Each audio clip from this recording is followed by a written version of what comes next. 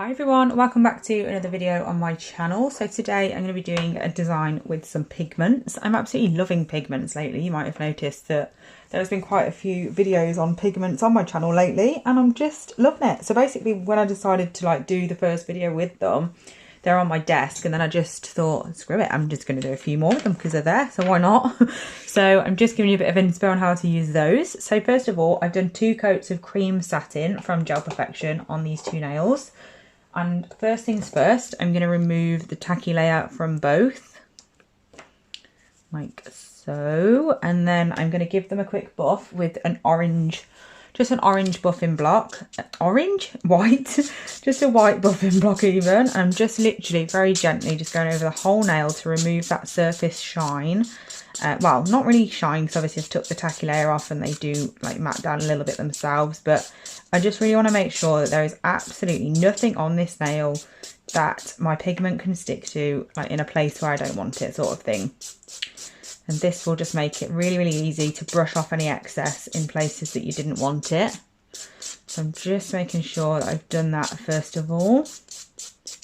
This design was definitely not my own, by the way. I saw it on Pinterest and I just loved it. So I thought I've got to give that a go. The only problem is I can't actually credit a specific person because I've seen it on Pinterest a lot by loads of different accounts. So I actually don't know who the original creator was. So I can't help with that. But anyway, so first things first, I'm going to get some of my white gel polish and I'm going to pop that onto my palette.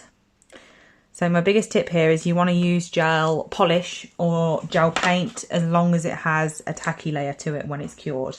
If your gel paints don't have a tacky layer, then don't use them for this design. Make sure you use gel polish. So I'm going to create the area that I want my pigments to be first, basically. So first things first, what I'm going to do is I'm going to do a line down the middle. I'm using white because one, it's different from my background so I can see exactly where it is. Zoom in a bit more, I think. And 2, it will really just help the pigments really pop. So that is also why I'm using white. So now I've done my straight line down the middle to get it, like try and get it central anyway. I'm now just going in and creating my shape sort of thing of how I want my pigments to be. I'm not filling it in just yet, I'm just getting it how I want it. So I'm just doing some straight lines off that original middle line, like so. And I'm doing it one side at a time just to make it easier for myself to get it level. Because I've mentioned before that like parallel like stuff is just not, well not parallel, but like symmetrical stuff is not my forte at all. Like it really isn't, as you can see, because I'm doing a rubbish job of this. I'm going to take this one higher because I think that would be easier than trying to get the other one lower. So once I'm happy with it and it's central, which it isn't, which is very annoying, let's bring that side down a little bit. I think that's better. Still not perfect, but it's close enough, and I'm just going to make it worse the more I mess with it, so I'm going to leave it like that. So once I'm happy with that, I'm then just going to fill in the rest of it. And obviously, like I said, we're going to be putting pigment basically everywhere the white is. So if you want some pigment somewhere, you need to put some white gel polish there, basically. And then us removing the tacky layer and any surface shine from the base colour before we did this is just going to make sure that our pigments don't stick anywhere that we don't want them to be. So they're only going to stick where this white gel polish is.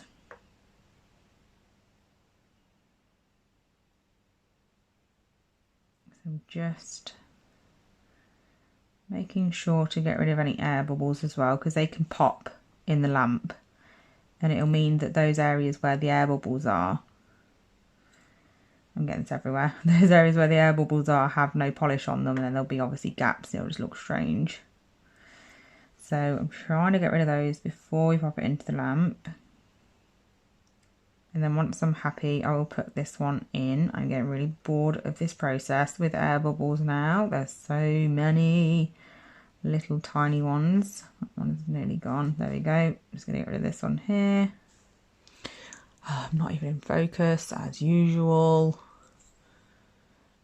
There we go, that's better. just trying to figure out what I even need to do to get this to be parallel. Parallel? What's the word, for goodness sake? No, words are failing me. I have no idea what it is. This is very frustrating. Do you know what? I'm just going to go with it. It's fine. So I'm going to pop that into the lamp for a half cure, because my gel polish brand that I use, which is Gel Perfection, this is what I mean by air bubbles, by the way. There was obviously one here that I didn't notice, and that's what's happened. It's popped in the lamp. But never mind. So yeah, what I'm talking about. My gel polish doesn't have a very good tacky layer. Well, it's just not very tacky, basically. So I half cure when using things I want to stick to it. And that just ensures that I've got a tacky layer to use, and then you just need to make sure that you still do fully cure. No matter what order you do it in, like, you always need to get to that full cure eventually. So I'm just creating a slightly different shape on this nail. I'm actually going to get my white gel polish bottle now and fill this in, because it'd be much quicker than doing it with that really fine detail brush. So I'm just going to fill this in. I've done the outline first, because that will help me to get a neater application with this brush instead of trying to create the design with this one, because it's obviously big and bulky compared to a striper brush.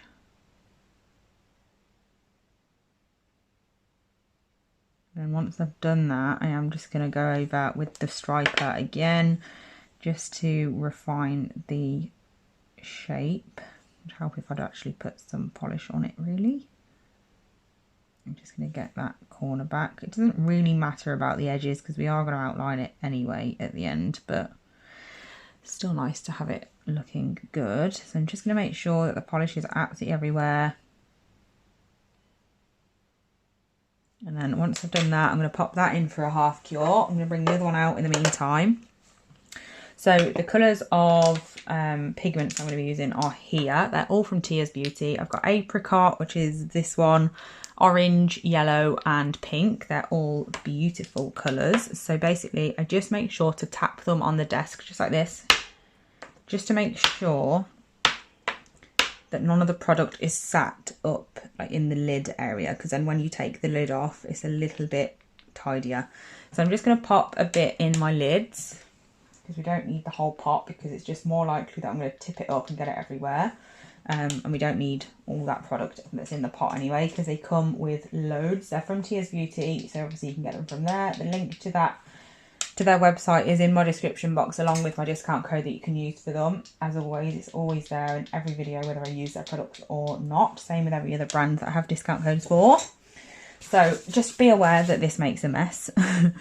So I've got a piece of kitchen roll next to me just to clean my brush on, and by clean my brush I literally just get my kitchen roll and I do this, and as you can see that gets out a lot of product, making sure to just mess up the bristles. Perfect. So once I've done that, I'm going to start off with the lightest colour first and work my way up to the darker one. So I'm going to apply my yellow first, not in any particular way, just throwing it on, wiping off the excess, going to the next colour, wiping off the excess, and then the next one, again wiping off the excess, and then the last one, because we're using 4 colours with this one. And then once I've done that, I'm just going to literally blow the nail to get the excess off.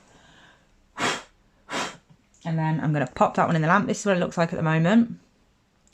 Help if it would focus. There we go. I'm going to pop that in the lamp, take the other one out. I'm going to pop this in for 30 seconds, because obviously we only half cured that white polish, so it needs to be fully cured in the end. So we're just popping that back in, and then we can do this one while we wait. So I'm just going to apply these colours again. I get quite a lot of pink in that other one, so I'm going to use a little bit less pink this time and a bit more of the other colours.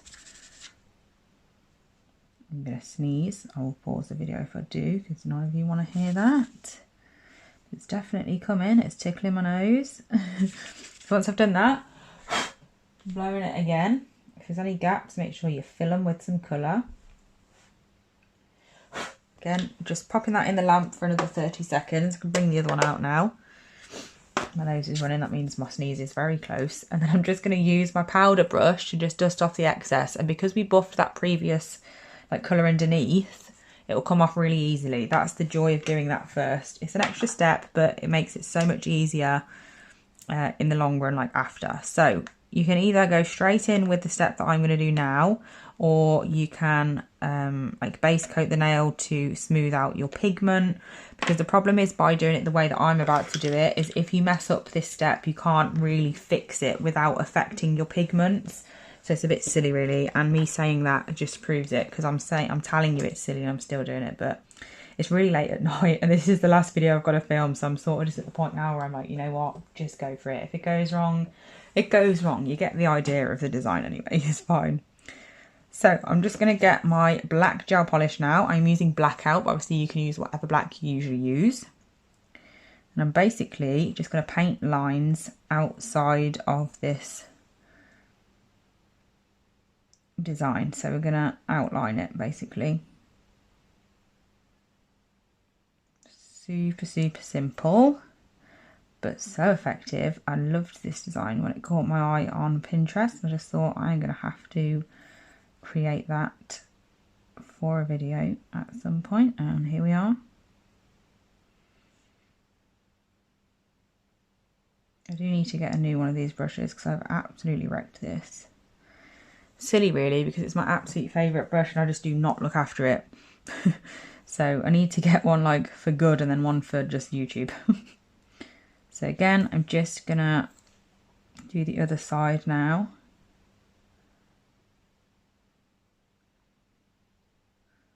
I'm making sure to put the same amount of pressure on my brush all the way along the line, because if I suddenly just put a bit more pressure on, it's going to make the line thicker than it was earlier, like on a different area of it. So I'm just making sure that I'm being consistent and hoping to put the same amount of pressure like all the way along all the lines that I'm doing, so they're all similar. Just sorting out that corner, and then that's that. So I'm going to pop this in the lamp. This is when it gets really obvious that it's wonky, but never mind. So popping that in for a full cure, and in the meantime I'm just going to finish this one off. So again, I'm just going to dust off the excess, and again it won't stick to the outside areas because we already pre-buffed. And then I'm just going to do the exact same thing with my black. I'm just going to outline these shapes as well. Not doing the black too thick, but obviously I want it thick enough for you to be able to see it and it to look like an actual outline. So I'm doing it thick enough, but not too thick.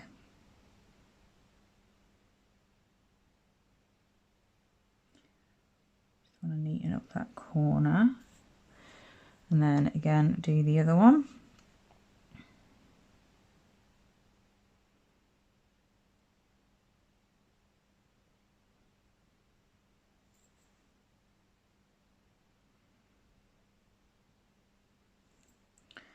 There we go, I just need to do this line here.